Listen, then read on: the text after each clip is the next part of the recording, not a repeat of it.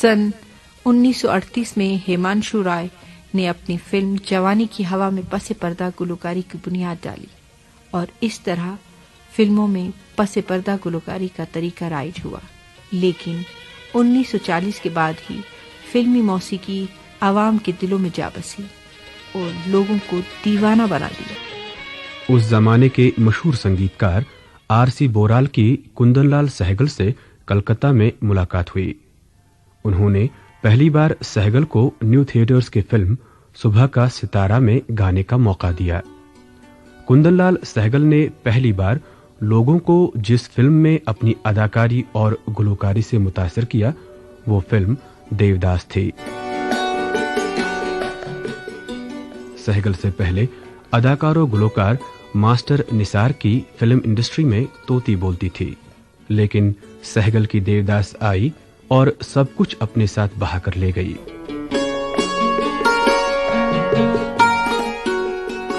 اس زمانے کا ہر موسیقار دوسرے گلوکار سے سہگل کے انداز میں ہی گانے گوانے کی کوشش کرتا۔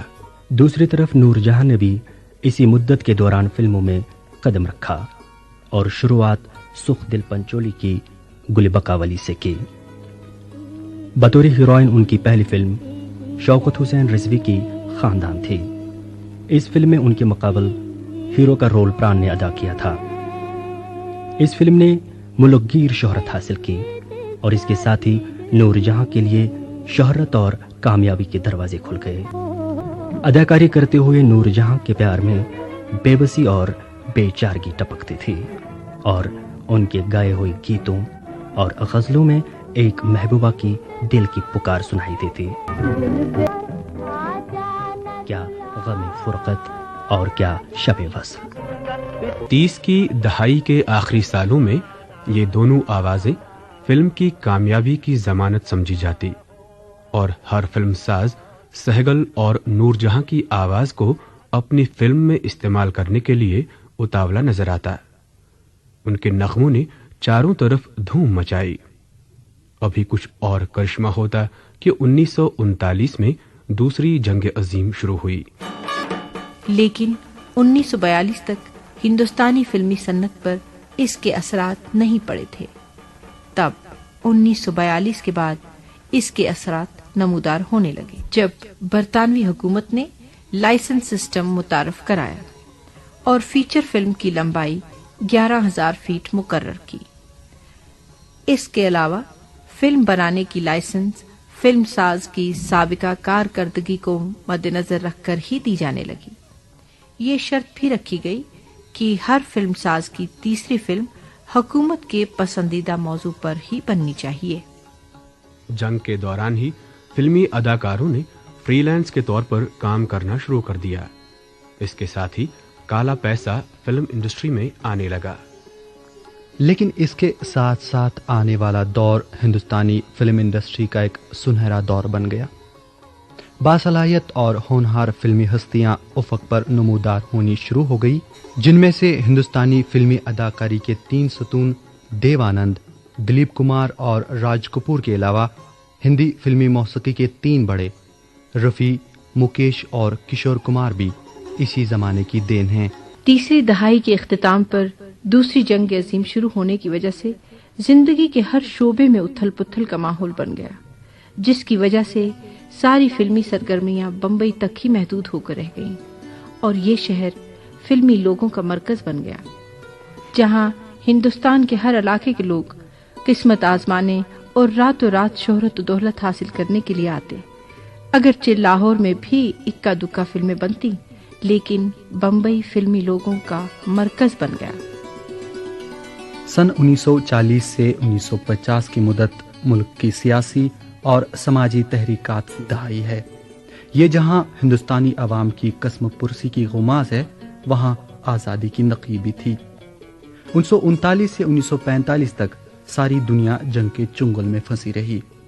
اس کا ہندوستان پر بھی بہت برا اثر پڑا۔ کے بی لال کی لال حویلی، نذیر کی گاؤں کی گوری اور گیتا نظامی کی فلم پناہ میں جنگ کا کھل کر پروپیگنڈا کیا گیا۔ 1945 سے 1947 تک کا زمانہ سیاسی افراتفری اور سماجی بے چینی کا زمانہ تھا۔ ہندوستان میں پھوٹ، غربت، جہالت، بیواؤں کی زبوحالی، رشوت ستانی اور بولی بالی لڑکیوں کو شہر میں لا کر بیچنے کی لعنتیں اور کسی نہ کسی لالچ کے تحت ایک بیوی کی موجودگی میں دوسری شادی کی قباحت کے ساتھ غلامی کی زنجیریں توڑ دینے کے لیے سر دڑ کی بازی لگا دینے کے عزم کا بھی دورہ تھا۔ اس افراتفری کے بیچ میں فلمی صنعت کا کیا حال تھا؟ جنگ کے زمانے میں محبوب خان نے خالصتاً قومی، سماجی اور سیاسی پہلوؤں کی حامل اپنے عہد کی چونکا دینے والی اور چیلنج سے بھرپور فلم عورت بنائی۔ اس فلم میں ہندوستانی سماج میں ایک غریب کسان کی بیوی کو درپیش مصائب کی صحیح تصویر بڑے حقیقی انداز سے پیش کی گئی۔ فلم میں ان کی بیوی سردار اختر کے علاوہ یعقوب اور سریندر نے بھی اداکارانہ جوہر دکھائے تھے۔ یہ فلم زبردست کامیاب رہی۔ بعد میں 1957 میں محبوب خان نے عورت کو دوبارہ مدر انڈیا کے نام سے بنایا۔ 1942 میں محبوب خان کی بنائی ایک اور مورقۃ العرب فلم روٹی منظر عام پر آئی اور اس نے ہمارے سماج پر گہرے اثرات ڈالے۔ اس فلم کے ذریعے محبوب خان نے یہ دکھانے کی کوشش کی کہ انسان دولت کے لیے کتنا گر سکتا ہے۔ فلم میں دولت کی ہوس، غریب کسانوں کی معصومیت، بیکاری، بھوک، شہری زندگی کی عیاری اور تصنع کو کھل کر پیش کیا گیا۔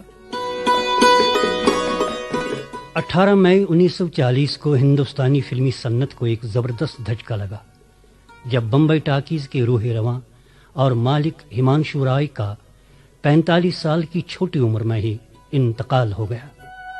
جب ان کا فلم ساز ادارہ بمبئی ٹاکیز کامیابی کی انتہائی اونچی منزل پر کھڑا تھا، اس دنیا سے رحلت کر گئے۔ ہمانشو رائے ہندوستان کے غیر ممالک کے ساتھ اشتراکی فلموں کے خالق خیال کیے جاتے ہیں۔ انہوں نے جرمنی اور انگلینڈ کی مختلف فلم کمپنیوں کے ساتھ مل کر گوتم بدھ کی زندگی پر مبنی film the light of Asia, Taj Mahal کے ماہر تعمیر کی زندگی پر شیراز، اس کے بعد مہابھارت کی ایک داستان پر اے تھرو آف ڈائس اور کرما جیسی فلمیں بنائیں۔ ان ساری فلموں کے پیچھے ہمانشو رائے کا دماغ تھا۔ وہ پہلے شخص تھے جنہوں نے ہندوستانی فلموں کے لیے بین الاقوامی مارکیٹ بنایا۔ یہی نہیں بلکہ ہندوستانی فلموں کے لیے غیر ملکی زر مبادلہ کا انتظام بھی کیا۔ ان کی کچھ مشترکہ فلمیں اگرچہ ہندوستان میں کامیاب نہ ہو سکیں، لیکن لندن اور جرمنی میں ان کی بنائی ہر ایک فلم کامیابی سے ہمکنار ہوئی۔ اور اپنا فلم ساز ادارہ بمبئی ٹاکیز کے نام سے شروع کیا۔ یہ ادارہ اس وقت 25 لاکھ کی سرمایہ سے شروع کیا گیا۔ ہمانشو رائے نے بمبئی ٹاکیز میں جدید سے جدید مشینیں لگوائیں اور ہر ڈپارٹمنٹ کے لیے باضابطہ انتظام کیا، حتیٰ کہ ان کے ادارے میں آرٹسٹوں کے بچوں کے پڑھنے کے لیے انتظام اور ڈاکٹری کلینک تک موجود تھا۔ ان کے ہر کام میں نظم و ضبط ہوتا، اس لیے وہ اپنے ماتحتوں سے بھی نظم و ضبط کی توقع رکھتے۔ بمبئی ٹاکیز میں انہوں نے جرمن ماہرین کو ساتھ رکھا، جن میں director Franz Osten, photographer Josef Wirsching, set designer Karl von Spreti اور الیکٹریکل انجینئر کے طور پر زولا شامل تھے۔ ان سبھی کو بہت اچھی تنخواہ ملتی، لیکن ساتھ میں ہمانشو رائے نے یہ شرط بھی رکھی تھی کہ یہ کام ہندوستانیوں کو بھی سکھانے ہیں۔ اس سے ہمانشو رائے کی دور اندیشی اور سمجھداری واضح ہو جاتی ہے، کیونکہ دوسری جنگ عظیم کے بعد جب جرمن ماہرین کو ہندوستان چھوڑنا پڑا، تب ہندوستانیوں کو یہ سب کام کرنے میں کوئی دقت پیش نہیں آئی۔ ہمانشو رائے نے بمبئی ٹاکیز میں باصلاحیت اور قابل لوگوں کو اپنے سائے تلے جمع کیا، جس وجہ سے ان کی ہر فلم کامیاب رہی۔ بمبئی ٹاکیز نے جہاں اشوک کمار اور ششادر مکھرجی کو پہلی بار متعارف کرایا، وہیں منشی پریم چند، شاعر نریندر شرما، شاہد لطیف، ان کی بیوی عصمت چغتائی، گیان مکرجی، آمیہ چکرورتی، ممتاز شانتی، شاعر پردیپ، گوپال سنگھ نیپالی اور پی ایل سنتوشی جیسے ماہر فن اسی ادارے سے نکل کر ستارے بنے. لیکن افسوس، ستاروں کے اس آسمان کو 18 مئی 1940 کو زمین کھا گئی. سچ ہے، زمین کھا گئی، آسماں کیسے کیسے.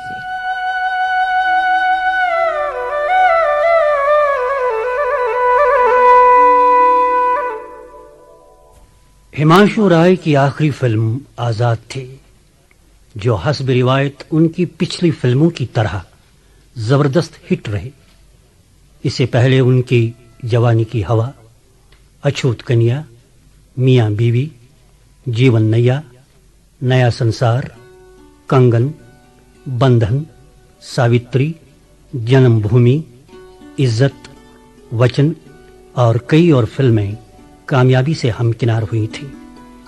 جب بھی ہندوستانی سنیما کی تاریخ پر نظر ڈالی جائے گی تو ہمانشو رائے کا نام روشن حروف میں لکھا نظر آئے گا.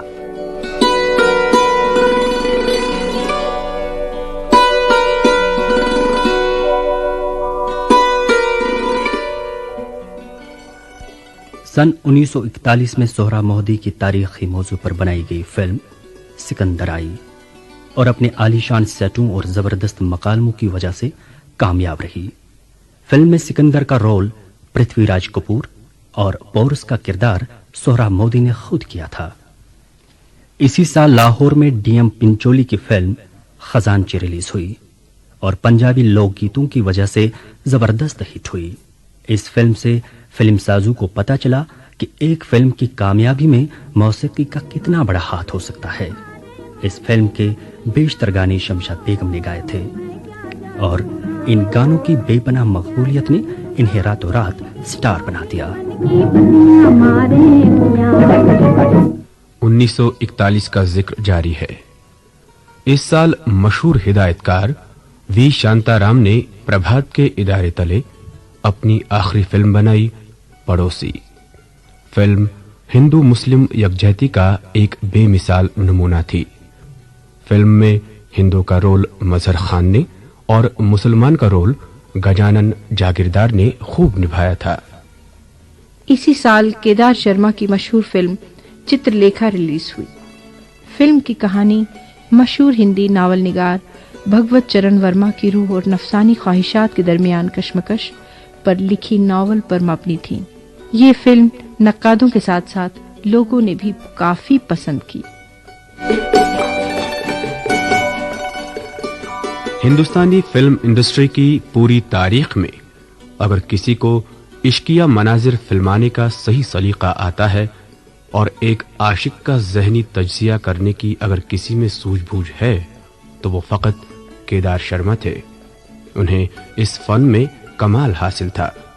انہوں نے اپنی ہر فلم میں عشقیہ جذبات کی صحیح عکاسی کی اور اپنے ہر فنکار کو کہانی کے ماحول میں ڈوب جانے کی تلقین کی.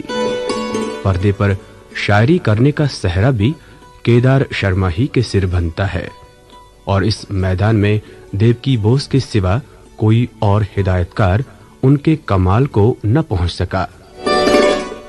1941 میں ہی فلموں کی دنیا میں ایک اور روشن چہرے اور خنکتی آواز نے اپنے قدم رکھے.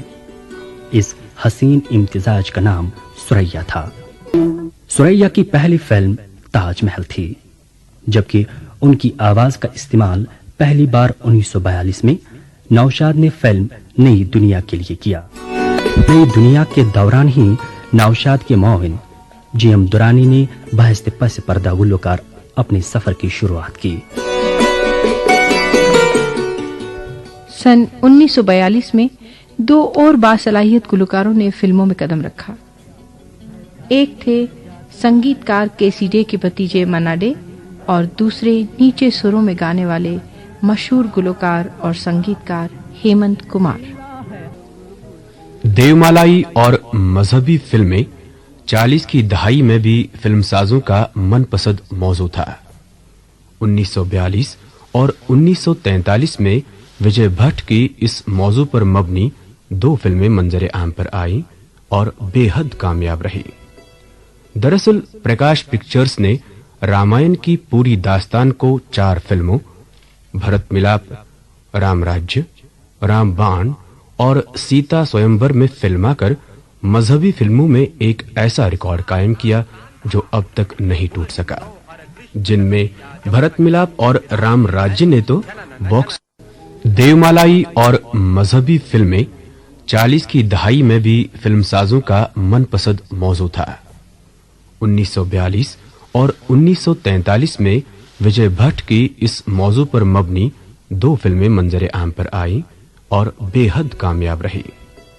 دراصل پرکاش پکچرز نے رامائن کی پوری داستان کو 4 فلموں بھرت ملاپ، رام راجیہ، رام بان اور سیتا سوئمور میں فلما کر مذہبی فلموں میں ایک ایسا ریکارڈ قائم کیا جو اب تک نہیں ٹوٹ سکا، جن میں بھرت ملاپ اور رام راجیہ نے تو باکس آفس کے نئے ریکارڈ قائم کیے۔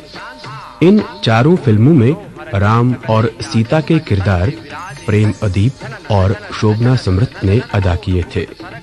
ان فلموں کی وجہ سے پریم ادیب اور شوبنا سمرت کی مقبولیت کا یہ عالم تھا کہ بھولے بالے عوام تو انہیں رام اور سیتا کی جوڑی سمجھتے تھے اور ان کی تصویر کو دیکھتے ہی ان کے سر عقیدت سے جھک جاتے۔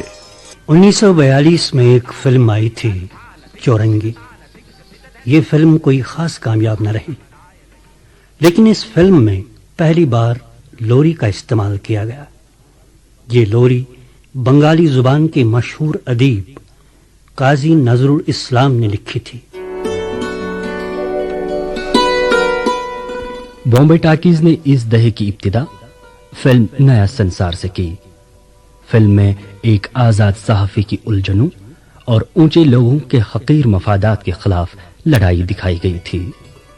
فلم کے اہم کرداروں میں اشوک کمار اور رینوکا دیوی تھے۔ اس فلم کی کہانی سے ایک اور شخص کی فلمی کہانی شروع ہوئی۔ خواجہ احمد عباس نے اس فلم کی کہانی لکھی تھی۔ ان دنوں وہ خود صحافت کے پیشے سے وابستہ تھے۔ بعد میں جنگ عظیم دوم کے اختتام پر انہوں نے فلم سازی کے میدان میں خود قدم رکھا۔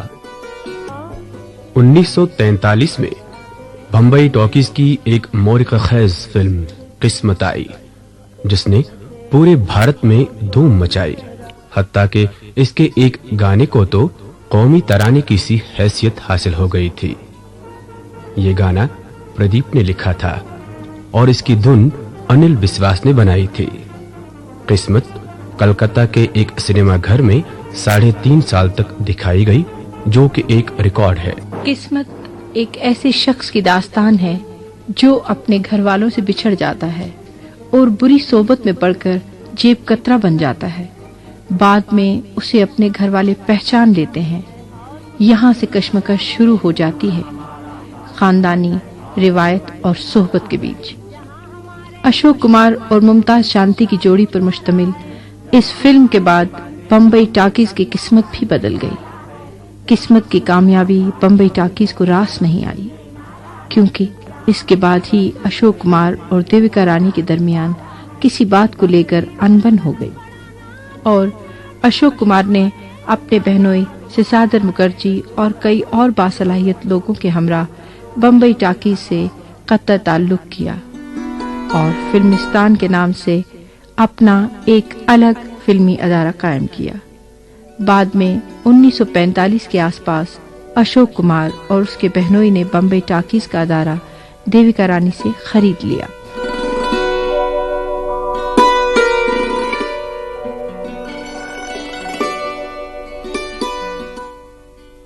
انیس سو 43 میں ہی گجانن جاگیردار نے تاریخی موضوع کی حامل اپنی فلم رام شاستر میں ایک مراٹھا منصف اور مجرم پیشوا کی کہانی کو بڑے خوبصورت اور سنسنی خیز طریقے پر پیش کیا۔